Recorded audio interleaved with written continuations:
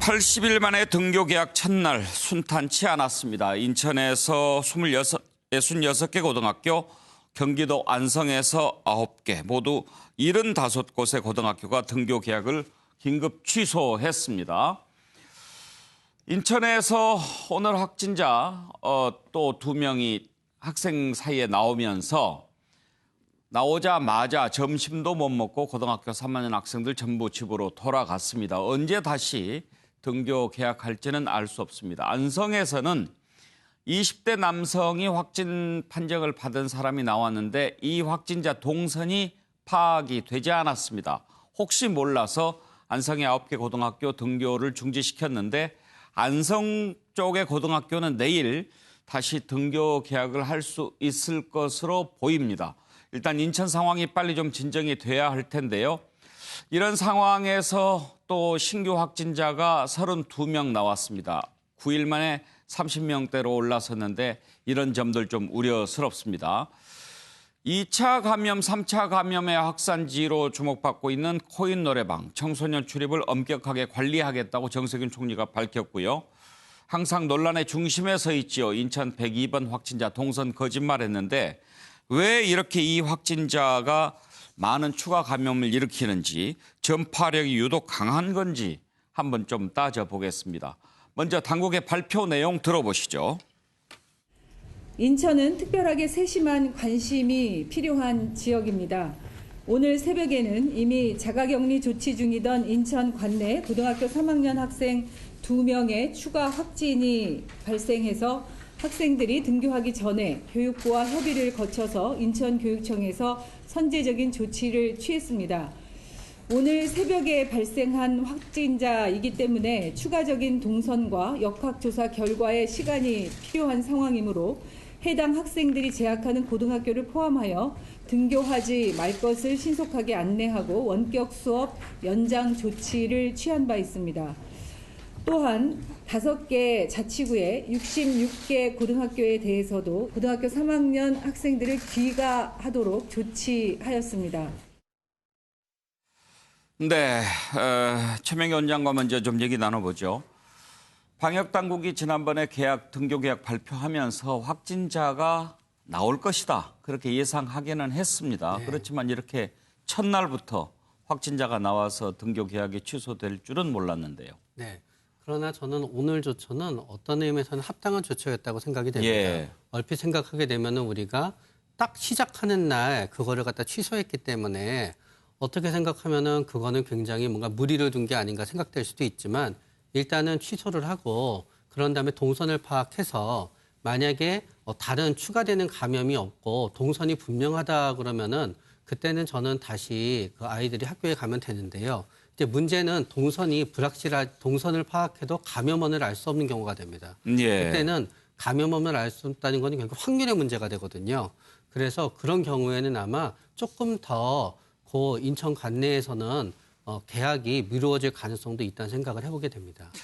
예, 기다리고 기대하던 등교 개학이었는데 첫날부터 이렇게 확진자가 나오면서 다시 취소를 하니까 학생들, 학부모 또 선생님들도 상당히 좀 낙담하셨을 것 같은데요.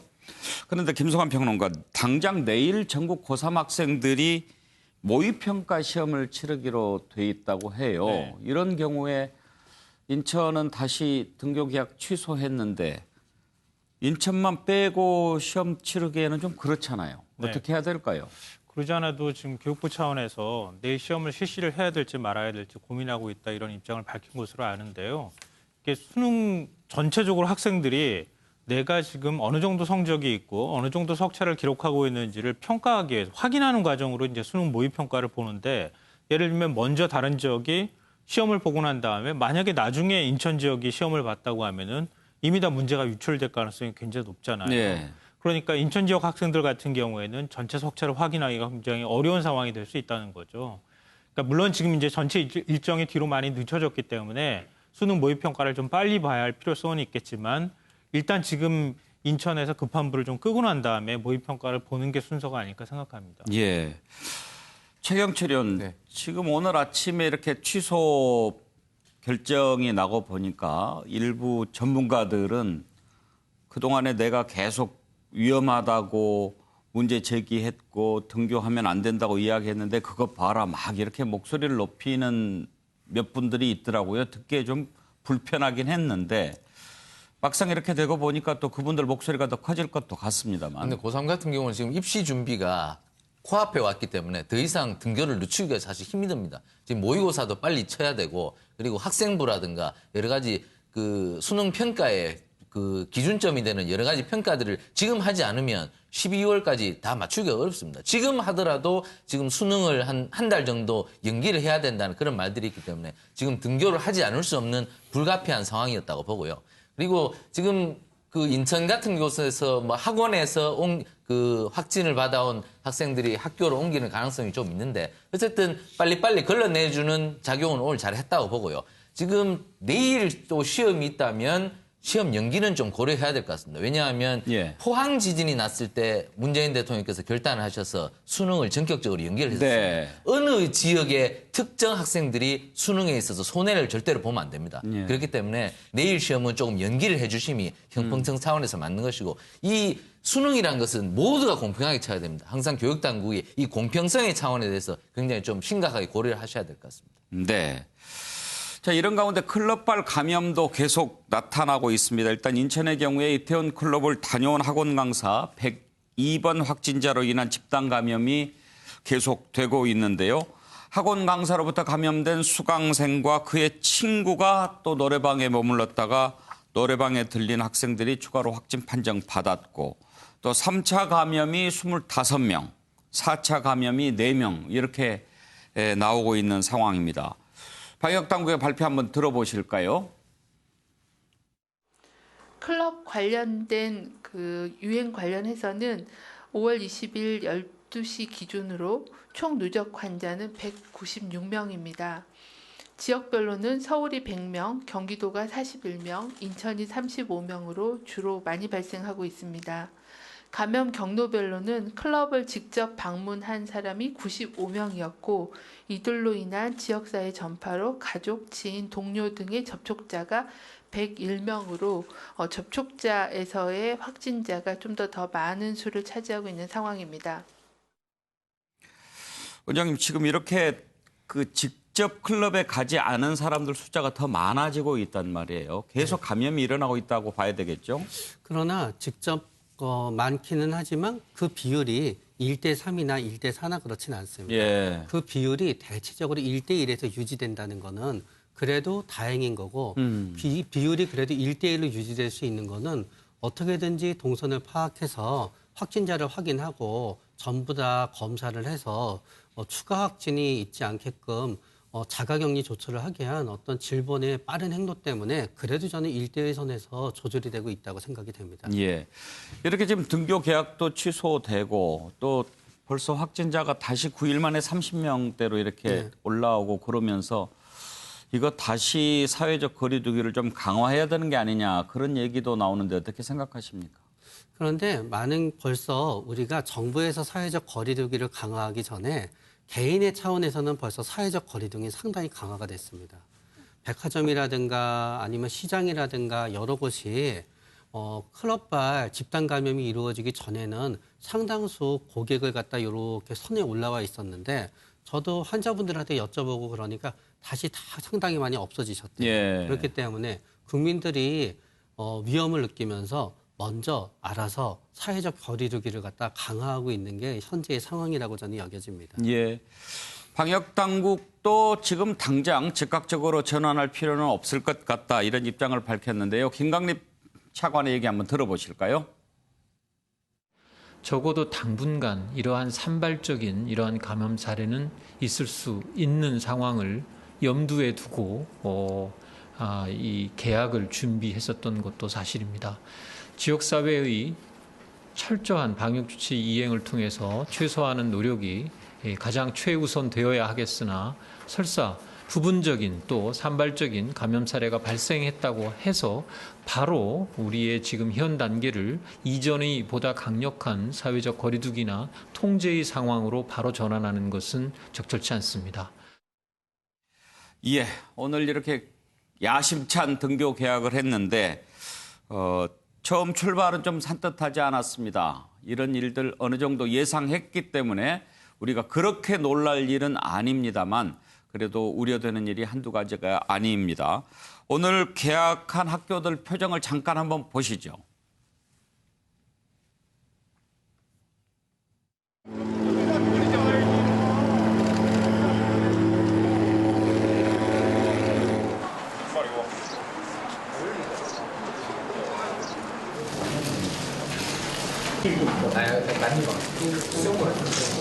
방업과 학업이라는 두 마리 토끼를 함께 쫓는 우리 선생님들과 학교 구성원들이 내주실 것으로 생각을 합니다.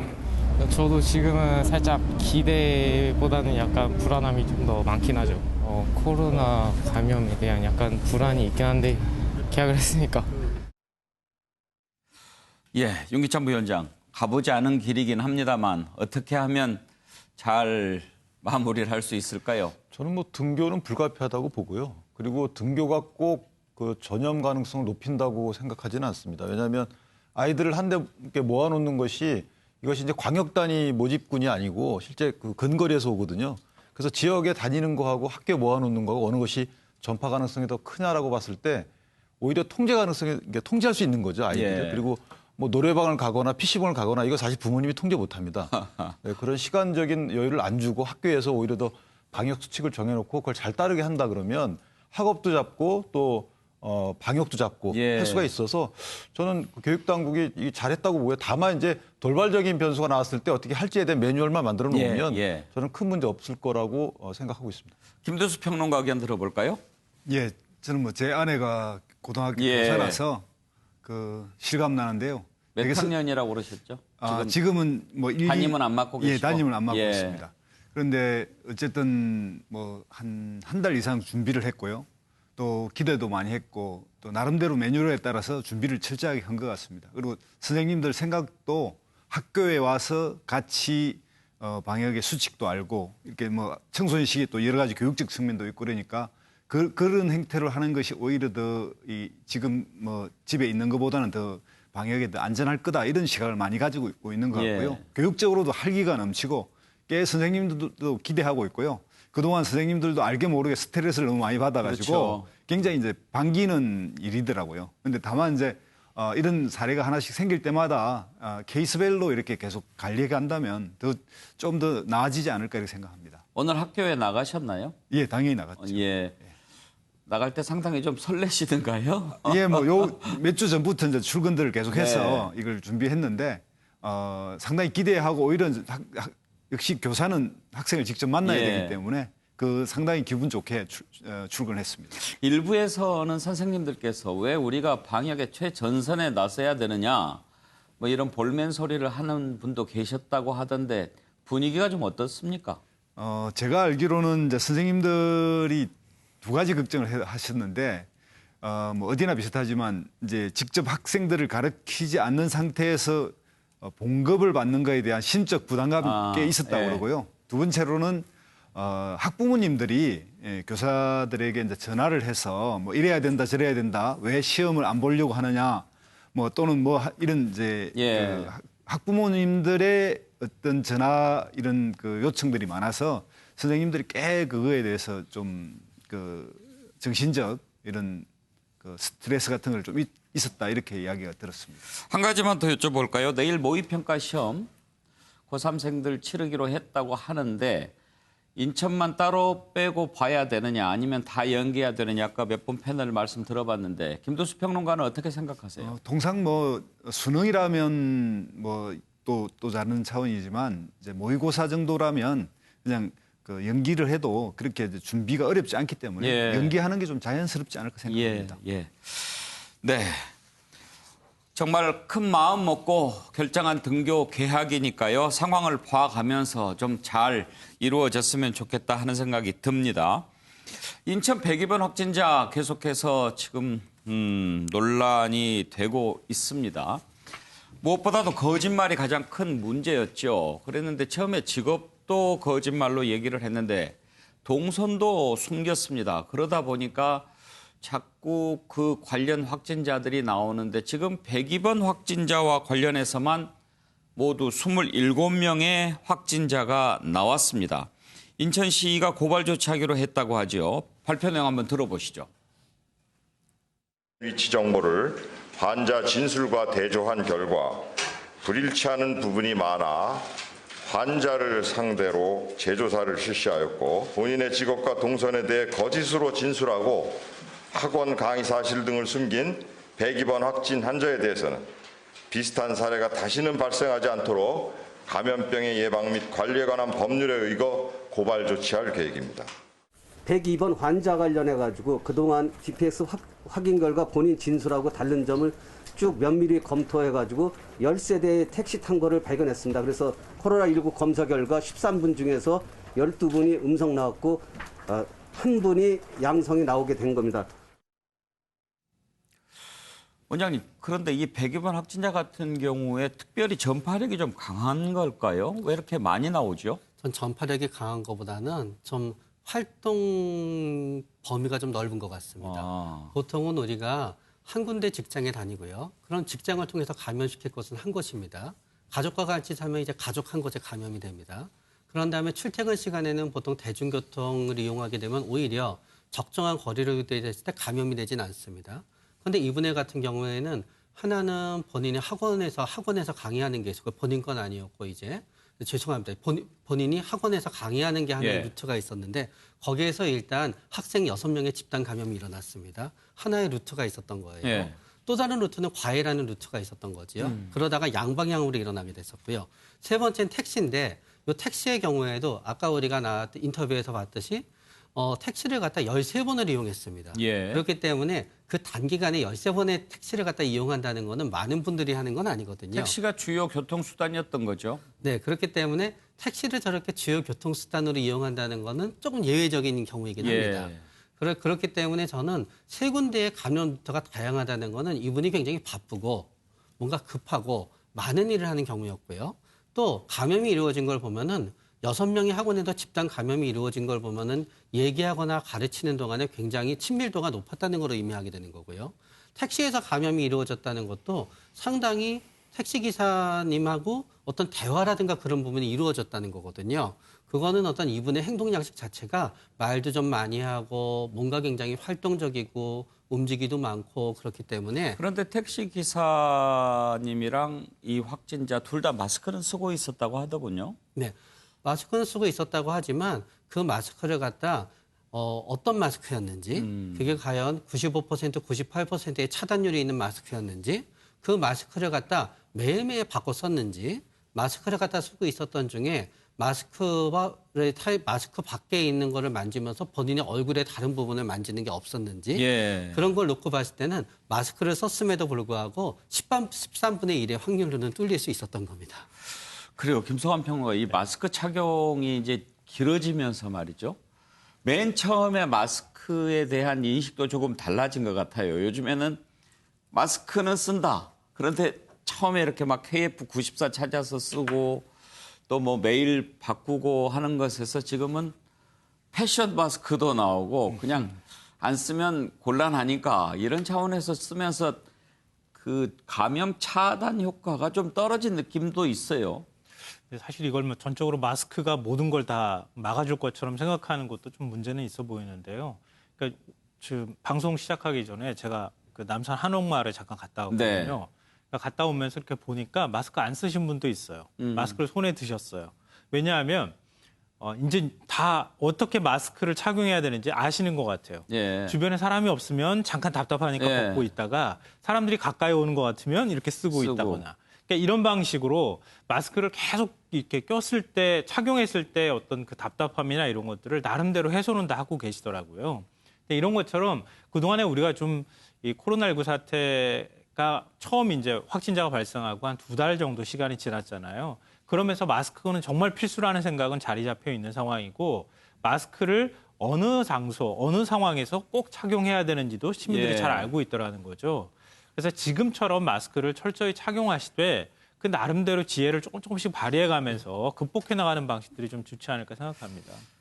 사람 없는 곳에서 걸어 다닐 때는 마스크 벗어도 되지요? 그러나 그것도 조금의 어려움은 있습니다. 만약에 그분이 확진자라고 가정하게 되는 거예요. 그럼 그분이 마스크를 계속 쓰고 있어야지 남한테 감염을 안 시킵니다. 예. 근데 확진자한테 계속 마스크를 썼다 벗었다 하게 되면은 본인이 결국은 본인이 손을 통해서 그렇죠. 비말을 타인한테 감염을 시키는 거고요. 예. 그리고 아까 택시의 경우도 사실은 80%를 차단한 거기 때문에 마스크가 역설적으로 말하면은 마스크가 얼마나 중요한지를 보이는 겁니다. 왜냐하면은 마스크를 차용하지 않았으면은 13개 택시의 기사 전부 다한테 감염을 시켰을 겁니다. 예. 그러나 그중에 한 명한테 감염을 했다 그래서 그 짧은 틈새에 제가 통계 확률을 내봤더니요. 82%의 차단율을 보였기 때문에 예. 마스크를 쓰는 거는 아주 중요합니다. 예. 마스크 착용 중요합니다. 제가 지금 잘못 설명드리게 돼버렸는데요. 제가 말씀드렸던 거는 야외에서 바람이 많이 부는 공간이니까 사람들 간의 밀접 접촉이 이루어지지 않는 상황에서는 마스크를 좀 벗는 분들이 계시더라 이렇게 말씀드렸는데 그러면은 제가 좀 여쭤보고 싶은 게요. 그런 상황에서도 계속 마스크를 착용하고 있어야 되는 것인지 그럼 바깥에 나오면은 환경이 뭐 이 정도면 괜찮겠다라고 생각하는 공간에서도 마스크는 벗지 말고 꼭 착용하고 있어야 하는 것인지 그게 조금 헷갈려지거든요. 아주 좋은 질문이십니다. 첫 번째는 만약에 아무도 없어요. 그럼 나를 위해서는 마스크를 쓰나 안 쓰나 의미는 없어요. 왜냐하게 되면 반경 30m 안에 아무 사람이 없는데 제가 코로나에 감염될 리가 없잖아요. 네. 그러니까 그럴 때 마스크를 벗거나 쓰거나 제가 감염되는 확률은 똑같습니다. 그러나 저는 몰랐는데 저는 코로나가 있어요. 그래가는데 코로나를 제가 계속 기침도 하고 이러면서 제가 마스크를 답답해서 썼다 벗었다 했어요. 썼다 벗었다 할 때마다 제 손에는 그 비말이 묻게 되지요. 썼다 벗었다 할 때마다 저는 마스크 밖에 그 비말을 묻히고 있어요. 그러면 우연히 제 마스크가 사람이 많은 곳에 가서 마스크를 썼는데 그 사람이 툭 하고 제 마스크를 건드렸어요. 그럼 그 사람은 제 마스크 밖에 있는 비말에 의해서 자기 손에 묻게 되는 거고요. 그거를 눈이나 얼굴을 비비면 감염이 되는 거죠. 확률은 낮지만 타인한테 감염을 안 시키기 위해서는 완벽하게 착용하는 게 낫다 그러지만 그게 얼마나 힘든 일인지 저도 이해가 갑니다. 썼다 벗었다 하면서 묻을 수 있는 것. 네. 그게 좀 걱정이 되는 거죠. 예. 자, 또 하나 우려스러운 부분이 바로 병원 감염 문제입니다. 서울 삼성병원 간호사 4명이 확진 판정을 받았는데요. 아직까지 감염 경로가 확인되지 않은 상황입니다. 메르스 당시 상황이 지금 생생히 기억나는데요. 그때도 삼성 서울병원이었는데 병원 내 감염으로 전체 환자 186명 가운데 85명이 삼성병원에서 발생했죠. 그래서 병원 전체를 통째로 격리시키는 그런 코호트 격리를 했었고요. 지금 현재는 3층 수술실만 지금 폐쇄를 했지만 문제는 어디에서 감염이 됐는지 그 경로를 알 수 없다는 데 있습니다. 당국의 발표 내용을 먼저 한번 들어보시고요. 네, 삼성서울병원은 현재 역학조사가 말씀하신 대로 진행 중에 있습니다. 그래서 현재 이제 저희가 확인한 거는 이 4분이 다 수술장의 간호사고 또 수술장에도 여러 구역이 있는데 한 구역에서 같이 근무했던 그런 공간적인 그런 특성이 있습니다. 외부에서 감염돼서 그 간호사실 또는 그 간호사들의 휴게 공간이나 탈의실이라는 공용 공간을 통해서 전파됐을 가능성을 하나로 보고 있고요. 또 하나는 수술장이 하나의 구역으로 모아지기 때문에 그 구역에서 수술받은 그런 환자를 통한 감염의 가능성을 놓고 보고 있기 때문에 그런 것들은 좀 조사를 하면서 감염 경로는 확인하겠습니다. 지금 현재 저희들이 아까도 말씀드린 것처럼 역학조사관들이 이 접촉 범위가 어떻게 되고 뭐 이런 거 다 확인하고 있는 상태고요. 그다음에 또 실제 뭐 검사를 상당한 정도 했는데 아직은 그 양성이 그 4명에 그치고 있고 또 저희들이 이미 이 접촉한 범위 안에서는 그 방역을 다 마친 상태입니다. 물론 이제 앞으로 어떤 상황일지는 두고 봐야 되겠습니다만 지금 현재 상태로서는 아직 병원 전체를 다 코호트할 필요는 없다 이렇게 저희들 보고 있습니다. 예, 병원 감염이라 좀 걱정이 되는 부분이거든요. 네. 어떻게 지금 대처를 해야 될까요? 일단은 그 현재 감염자가 어떤 수술실과 관계가 되어서 수술 근무자와 관계가 되어서 감염이 일어난 부분이 있습니다. 그렇기 때문에 2개의 가능성을 방역 당국에서 놓고 있습니다. 첫 번째 가능성은 그 근무와 관계되어 있는 분 중에 한 분이 외부에서 감염이 됐었던 거고 예. 그러나 이제 수술실은 탈의실이라든가 휴게 공간을 공동으로 사용하게 됩니다. 거기에서 감염이 됐을 확률이 있고 전 그쪽이 좀 높다고 생각이 됩니다. 그러나 두 번째는 수술을 받으러 온 환자가 있었고 그 환자한테 감염이 이루어졌을 확률도 배제할 수 없는데요. 두 번째는 확인하기가 굉장히 쉽습니다. 여태까지 저 근무자들이 근무했을 때 수술했던 환자를 갖다 전부 다 역추적해서 항체 조사를 하게 됐을 때 그 안에서 한 명도 코로나 감염 환자가 없으면은 그 루트는 우리가 배제하게 되게 되는 겁니다. 그러나 어쨌든지 간에 현재로서는 감염자가 있지만 전체 검사를 했을 때 감염이 확산이 되지 않고 있기 때문에 일단은 수술방만 폐쇄하고 병원 자체는 폐쇄하지 않은 거고요. 수술방을 폐쇄한 것도 현재 과연 수술실에서 환자를 통해서 감염이 됐느냐를 갖다 전체 역추적을 하지 않았기 때문에 그 예. 기간만 폐쇄하는 거고 역추적이 끝났고 아니라는 걸 확인하게 되면 수술방을 다시 열 것으로 저는 예상합니다. 예. 자, 코로나 관련 상황 짚어봤습니다.